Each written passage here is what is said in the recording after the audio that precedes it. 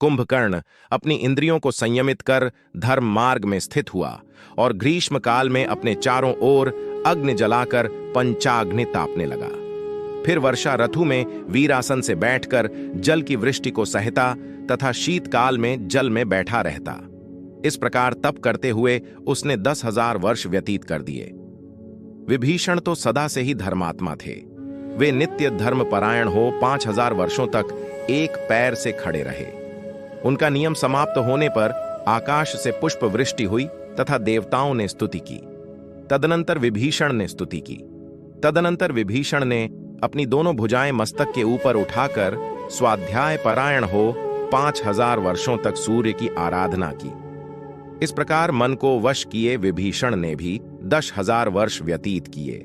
दशग्रीव ने तो 10,000 वर्ष तक निरंतर उपवास किया और प्रत्येक 1,000 वर्ष के पूर्ण होने पर वह अपना एक मस्तक काटकर अग्नि में आहुति दे देता था।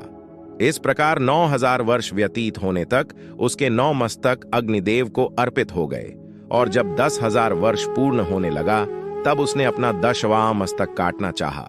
फिर तो उसी क्षण उसके समक्ष ब्रह्मा जी आ उपस्थित हुए। उनके साथ देवता भी थे। तब ब्रह्मा जी ने संतुष्ट होकर कहा, दशग्रीव, मैं तेरे ऊपर प्रसन्न हूं, वर मांग। पितामह की यह वाणी सुनकर दशग्रीव का चित्त प्रसन्न हो गया।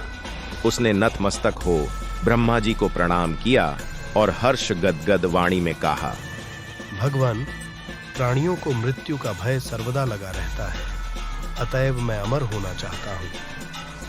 ब्रह्मा जी ने कहा, ऐसा नहीं हो सकता, तू और कोई वर मांग। जब लोककर्ता ब्रह्मा जी ने ऐसा कहा तब दशग्रीव ने हाथ जोड़कर यह प्रार्थना की, प्रजानाथ, मैं गुरुड़, नाग, यक्ष, दैत्य, दानव, राक्षस तथा देवताओं के लिए अवध्य हो। अन्य प्राणियों की मुझे चिंता नहीं है।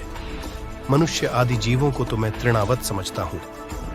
दशग्रीव के ऐसा कहने पर देवताओं सहित खड़े ब्रह्मा जी ने कहा, अच्छा, ऐसा ही होगा। हे अनाथ, मैं तेरे ऊपर अति प्रसन्न हूं। मैं अपनी ओर से भी तुझे वर देता हूं। तूने अपने जिन सिरों को काटकर अग्नि में आहूत किया है, वे सिर तेरे पूर्ववत हो जाएंगे तथा एक और भी तुझे यह दुर्लभ वर देता हूं कि जिस समय तू जैसा रूप धारण करना चाहेगा वैसा रूप तेरा हो जाएगा। ब्रह्मा जी के यह कहते ही राक्षस दशग्रीव के आहूत किए सब सिर पूर्ववत निकल आए। दशग्रीव को ऐसा वर दे ब्रह्मा जी विभीषण से बोले, हे वत्स विभीषण, मैं तेरी धर्म बुद्धि देखकर प्रसन्न हूं, अतः हे सुव्रत, तू वर मांग। धर्मात्मा विभीषण ने हाथ जोड़कर कहा, हे भगवान, जब आप लोक गुरु ब्रह्मा जी स्वयं ही मुझ पर प्रसन्न हैं, तब मुझे और चाहिए ही क्या। मैं तो ऐसे ही कृतार्थ हो गया, परंतु आप मुझे वर देना ही चाहते हैं। तो हे सुव्रत, आप मुझे यह वर दें कि परम आपदा पड़ने पर भी मेरी बुद्धि धर्म पर ही तत्पर रहे। और हे भगवान, बिना किसी के शिक्षित किए ही मुझे ब्रह्मास्त्र का प्रयोग करना आ जाए और जिस आश्रम में मैं रहूं उसके प्रति मेरी सदैव निष्ठा वृद्धि होती रहे। हे परमोदार, मेरा यही सर्वोत्कृष्ट अभीष्ट है। ब्रह्मा जी ने कहा, एवमस्तु, तुम जैसा चाहते हो सब कुछ वैसा ही होगा। राक्षस योनियों में उत्पन्न होकर भी तुम्हारी बुद्धि अधर्म में प्रवृत्त नहीं होती, इसलिए मैं तुम्हें अमृतत्व प्रदान करता हूं। विभीषण से ऐसा कहकर जब ब्रह्मा जी कुंभकर्ण को वर देने के लिए उद्यत हुए तब संपूर्ण देवताओं ने हाथ जोड़कर यह प्रार्थना की, भगवान, आप कुंभकर्ण को वरदान न दीजिए, क्योंकि आपको स्वयं पता ही है कि बिना वर पाए ही वह दुष्ट तीनों लोकों को सताया करता है। नंदन वन में सभी अप्सराओं और इंद्र के 10 सेवकों को इसने भक्षण कर डाला है। इसके भक्षण किए मनुष्यों की तो गणना ही नहीं है। जब बिना वर पाए ही इसकी यह करनी है, तब वर पाने पर तो यह समस्त त्रिभुवन को ही खा जाएगा। अतः हे अमित प्रभु, वर के द्वारा इसे अज्ञान प्रदान कीजिए। इससे लोक कल्याण भी होगा और इसका भी मान बना रहेगा। तब देवताओं के ऐसा कहने पर पद्म संभव ब्रह्मा जी ने सरस्वती देवी को स्मरण किया। उनके रमरण करते ही सरस्वती आ पहुंची और हाथ जोड़कर बोली, हे देव, मैं आ गई हूँ, कहिए क्या आज्ञा है। ब्रह्मा जी ने कहा, आणी, तुम राक्षस राज कुंभकर्ण की जिह्वा पर बैठकर इसके मुंह से देवताओं के अनुकूल बात निकालो। सरस्वती ने कहा, बहुत अच्छा।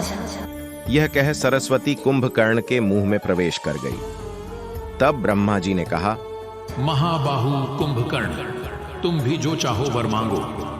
यह सुनकर कुंभकर्ण ने कहा, देव देव, मैं निंद्रासन चाहता हूँ। ब्रह्मा जी ने कहा, तथास्तु। ऐसा कहकर देवताओं सहित ब्रह्माजी चले गए। पश्चात सरस्वती देवी भी उसके मुख से निकल आईं और आकाश मंडल में चली गई। अब कुंभकर्ण को चेत हुआ। वह दुरात्मा दुखी हो चिंता करने लगा कि आय, मेरे मुख से ऐसा वचन क्यों निकल गया। मुझे झांत होता है कि देवताओं ने आकर मुझे ठग लिया। इस प्रकार वे सब भाई तप द्वारा ब्रह्मा जी से वरदान पाकर उस श्लेष्यांतक वन में अपने पिता के पास फिर आ गए और सुख से रहने लगे। उधर सुमाली इन तीनों भाइयों के वरदान पाने का समाचार सुनकर मारीच, महोदर, प्रहस्त और विरूपाक्ष अपने इन मंत्रियों और कुछ अनुचरों सहित पाताल से बाहर निकल दशग्रीव से मिलने आया। अपने प्राचीन रोष को लिए वह आकर दशग्रीव से हृदय लगाकर मिला और उसकी वर प्राप्ति की बड़ी प्रसन्नता व्यक्त की तथा यह कहा कि जिस लंका नगरी में तुम्हारे भाई धनाध्यक्ष निवास करते हैं वह हम लोगों की है। पूर्व में वहां हम राक्षसों का निवास था।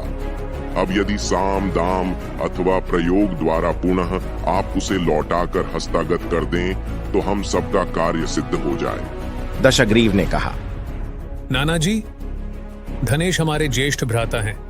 उनके संबंध में आप मुझसे ऐसी बात ना कहें। सुमाली चुप हो गया। तब कुछ क्षण पश्चात अवसर पाकर प्रहस्त ने नम्रता से कहा कि हे महाबाहा, आप ये क्या कहते हैं? आप वीर हैं। वीरों का ऐसा कोई भ्रातृभाव नहीं चलता। देखिए, अदिति और दिति दोनों सगी बहिनें हैं। उन दोनों का ही विवाह प्रजापित कश्यप से हुआ है।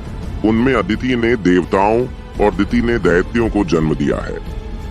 पूर्व में वनों, पर्वतों और समुद्रों सहित यह समस्त पृथ्वी दैत्यों के ही अधिकार में थी, परंतु विष्णु ने युद्ध में दैत्यों को मारकर यह समस्त त्रिलोक देवताओं के अधीन कर दिया। आशय यह कि एक आप ही ऐसा नहीं करने जा रहे हैं, ऐसा विपरीत आचरण पहले भी हुआ है। प्रहस्त की यह बात सुनकर दशग्रीव प्रसन्न हो गया। उसने कहा, बहुत अच्छा। फिर तो दशग्रीव उन राक्षसों को साथ लेकर त्रिकूट पर्वत पर चला गया और वहां से उसने प्रहस्त को दूत बनाकर लंका में भेजते हुए यह कह दिया कि प्रहस्त, तुम शीघ्र ही जाकर यक्षराज कुबेर से शांति पूर्वक कह दो कि हे राजन, यह लंकापुरी राक्षसों की है। यदि इसे आप प्रसन्नता पूर्वक हमें लौटा दीजिए तो आपके द्वारा यह धर्म का पालन समझा जाएगा।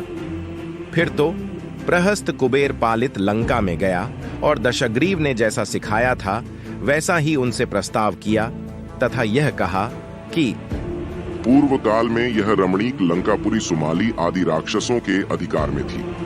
अब आप इसे इनको लौटा दें। हम प्रार्थना पूर्वक याचना करते हैं, इसीलिए आपके भाई दशग्रीव ने मुझे आपके पास भेजा है। तब प्रहस्त से ऐसी बात सुनकर कुबेर ने कहा, पहले लंका निशाचरों से सुनी थी। उस समय पिताजी ने मुझे इसमें रहने की आज्ञा दी और मैंने आकर इसे बसाया। हे तुम जाकर दशग्रीव से कह दो कि यह पूरी तथा जो कुछ अकंटक यह राज्य मेरे पास है, यह सब तुम्हारा भी। मेरा राज्य या धन तुमसे बटा हुआ नहीं। यह कहकर धनाध्यक्ष अपने पिता विश्रवा मुनि के पास चले गए और सब समाचार कह सुनाया तथा पूछा कि अब मैं क्या करूं। यह सुन मुनि श्रेष्ठ विश्रवा ने कहा, हे पुत्र, दशग्रीव ने मुझसे भी यह बात कही थी। इस पर उस दुर्बुद्धि को मैंने बहुत डांटा और बार बार कहा कि ऐसी बुद्धि से तू नष्ट हो जाएगा। परंतु जब से उसे वरदान मिला है तब से वह बड़ा दुष्ट हो गया है और उसके लिए मान्य अमान्य कुछ नहीं रह गया है। मेरे शाप से उसका स्वभाव बड़ा दारुण हो गया है। अतएव अब तुम अपने अनुयायियों सहित कैलाश पर्वत पर जाओ और वहीं अपनी पुरी बनाओ और लंका को त्याग दो। कैलाश बड़ा राज्य स्थान है, वहां तुम और भी सुखी रहोगे। हे धन, इस राक्षस से बैर करना उचित नहीं है, क्योंकि तुम जानते ही हो कि इसे सर्वोत्कृष्ट वर प्राप्त हो चुका है। यह सुन कुबेर अपने पिता की आज्ञा मांस परिवार, यात्रियों, वाहनों और धन को साथ ले कैलाश पर्वत पर चले गए। फिर तो प्रहस्त ने जाकर यह समाचार दशग्रीव से कह सुनाया, जो वहां पर्वत पर अपने मंत्रियों और अनुचरों सहित बैठा था। उसने कहा, लंकापुरी खाली हो गई, अब आप हम लोगों सहित उसमें चलकर प्रवेश कीजिए। फिर दशग्रीव अपने अनुचरों सहित लंका में जा बसा। लंका में पहुंच राक्षसों ने रावण का राज्य तिलक किया तथा उसने उस पुरी को फिर से बसाया। नीले मेघ के समान राक्षसों के समूह लंका में आकर बस गए। उधर कुबेर ने कैलाश पर्वत पर जाकर अति सुंदर इंद्र की अमरावती के समान अपनी अलकापुरी स्थापना कर उसे बसाया।